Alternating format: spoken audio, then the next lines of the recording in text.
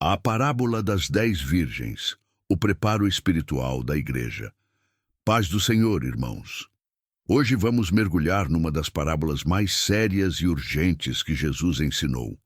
A parábola das 10 virgens. Esta não é apenas uma história. É uma revelação profética sobre o estado espiritual da igreja nos últimos dias. É um alerta divino que pode determinar nosso destino eterno. Então, o reino dos céus será semelhante a 10 virgens que, tomando as suas lâmpadas, saíram ao encontro do esposo. Mateus 25:1. Jesus contou esta parábola no contexto dos últimos tempos. Ele havia acabado de falar sobre sua segunda vinda e a necessidade de vigilância. As 10 virgens representam a igreja. Sim, toda a igreja. Note que todas são chamadas de virgens, todas são consideradas santas, todas fazem parte do grupo que espera o noivo. Mas aqui está o choque. Nem todas estão verdadeiramente preparadas. É importante notar que todas as 10 eram virgens. Isso significa que todas professavam pureza, todas se declaravam cristãs, todas frequentavam as mesmas reuniões. Todas esperavam o mesmo noivo. Externamente, não havia diferença visível entre elas. Isso representa a igreja visível. Aqueles que se declaram cristãos, frequentam os cultos, cantam os louvores, mas nem todos têm uma relação genuína com Jesus. Jesus as divide em 2 grupos, 5 prudentes e 5 nécias. A palavra nécio no grego é moros, que significa tolo, sem entendimento espiritual. Elas não eram malvadas no sentido moral, mas espiritualmente cegas. Quantas pessoas hoje se encaixam nessa descrição? Religiosas, mas sem vida espiritual real. E aqui está uma verdade que muitos preferem ignorar. Todas as 10 dormiram. Sim, até as prudentes adormeceram. Isso mostra que a igreja como um todo entraria numa fase de sonolência espiritual nos últimos tempos. Não é por acaso que vemos tanto conformismo, tanto evangelho diluído, tanta busca por entretenimento em vez de santidade. Mas à meia-noite ouviu-se um clamor. Aí vem o esposo, saí-lhe ao encontro. A meia-noite representa a hora mais escura da humanidade.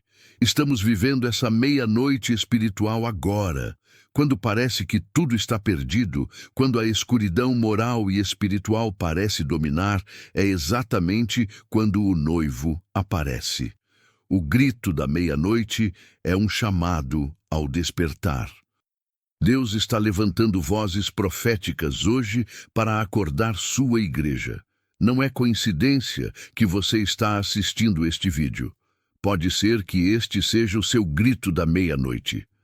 Todas as virgens acordaram, todas se levantaram, todas prepararam suas lâmpadas. Mas agora, a diferença se tornaria visível. O óleo nas Escrituras sempre representa o Espírito Santo. As lâmpadas representam nossa vida cristã, nosso testemunho, nossa luz. Mas a lâmpada sem óleo não pode brilhar. Você pode ter a forma da religião, mas sem o poder do Espírito Santo, sua vida cristã é apenas uma encenação. Como está escrito em 2 Timóteo capítulo 3, versículo 5. Tendo aparência de piedade, mas negando a eficácia dela. Quando chegou o momento crucial, a diferença se tornou evidente. As nécias disseram às prudentes: dai-nos do vosso azeite, porque as nossas lâmpadas se apagam. Que revelação poderosa! Elas tinham lâmpadas, mas não tinham óleo suficiente. Quantos cristãos hoje têm a religião, mas não têm o Espírito Santo? As prudentes responderam: não seja caso que não haja suficiente para nós e vós. Ide antes aos que o vendem e comprai-o para vós. Alguns criticam essa resposta como egoísta, mas ela é profundamente espiritual. Como alguém pode emprestar o Espírito Santo? Como alguém pode emprestar um relacionamento pessoal com Deus? Cada um precisa ter sua própria experiência com o Espírito Santo. Não existe cristianismo de segunda mão. As nécias saíram para comprar óleo, mas aqui está a ironia trágica. Não se pode comprar a presença de Deus. O óleo santo, o Espírito Santo, é dado gratuitamente através do sacrifício de Jesus na cruz. Como está escrito em Atos capítulo 2, versículo 38, arrependei-vos, e cada um de vós seja batizado em nome de Jesus Cristo para perdão dos pecados, e recebereis o dom do Espírito Santo.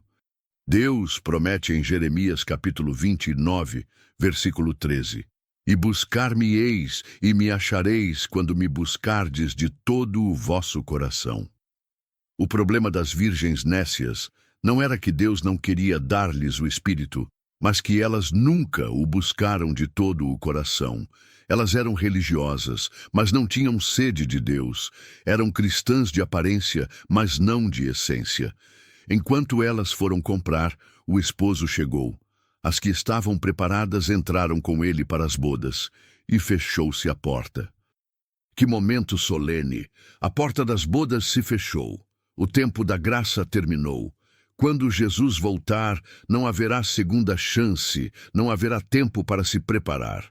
Quando as nécias voltaram e bateram na porta, clamando, Senhor, Senhor, abre-nos, Jesus respondeu, em verdade vos digo que vos não conheço. Que palavras aterrorizantes! Elas o chamavam de Senhor, mas ele disse que não as conhecia. Isso nos lembra de Mateus, capítulo 7, versículos 22 e 23, onde Jesus diz que muitos dirão, Senhor, não profetizamos nós em teu nome? E ele responderá, nunca vos conheci, apartai-vos de mim. A questão não é conhecer sobre Jesus, mas ser conhecido por ele. As virgens nécias conheciam sobre o noivo, sabiam da cerimônia, participavam dos preparativos, mas nunca desenvolveram um relacionamento íntimo com ele. Quantos hoje conhecem a Bíblia, frequentam a igreja, fazem obras cristãs, mas nunca nasceram de novo verdadeiramente? A pergunta que ecoa desta parábola é, onde está o seu óleo? Você tem o Espírito Santo habitando em você? Ou apenas uma religião externa? Jesus disse em João capítulo 3, versículo 3, na verdade te digo que aquele que não nascer de novo não pode ver o reino de Deus. Ter nascido de novo não é apenas uma decisão intelectual, é uma transformação sobrenatural pelo Espírito Santo. Como saber se você tem o óleo do Espírito Santo? Primeiro, a sede de Deus. Fome da palavra. Segundo, a transformação de caráter, o fruto do Espírito. Terceiro, há poder para vencer o pecado. Quarto, há amor genuíno pelos irmãos. Quinto, há testemunho ousado de Jesus. Se essas marcas não estão em sua vida, talvez você seja uma virgem nécia. Graças a Deus, ainda há tempo. A porta ainda não se fechou, o Espírito Santo ainda está sendo derramado, Deus ainda está chamando, vinde a mim todos os que estáis cansados e oprimidos. Mas não sabemos quando será o grito da meia-noite final. Se você reconhece que é uma virgem nécia, se você vê que tem a lâmpada, mas não tem o óleo, ore comigo agora. Senhor Jesus, eu reconheço que tenho sido religioso, mas não tenho um relacionamento real contigo. Eu te peço, enche-me com teu Espírito Santo. Que eu não seja apenas um cristão de aparência, mas de essência. Salva-me verdadeiramente, em nome de Jesus. Amém. Jesus termina esta parábola com uma advertência solene. Vigiai, pois, porque não sabeis o dia nem a hora em que o Filho do Homem há de vir. Irmãos, vigiem, mantenham suas lâmpadas acesas, mantenham seus corações cheios do Espírito Santo. Não sejam virgens nécias, o noivo está às portas. Vigiai, pois, porque não sabeis o dia nem a hora em que o Filho do Homem há de vir. Mateus 25, 13. Se esta mensagem tocou seu coração e te fez refletir sobre seu verdadeiro estado espiritual, não guarde isso só para você. Compartilhe este vídeo com seus irmãos na fé. com sua família, com aqueles que também precisam ouvir este alerta divino. Deixe seu comentário contando como Deus falou com você através desta parábola.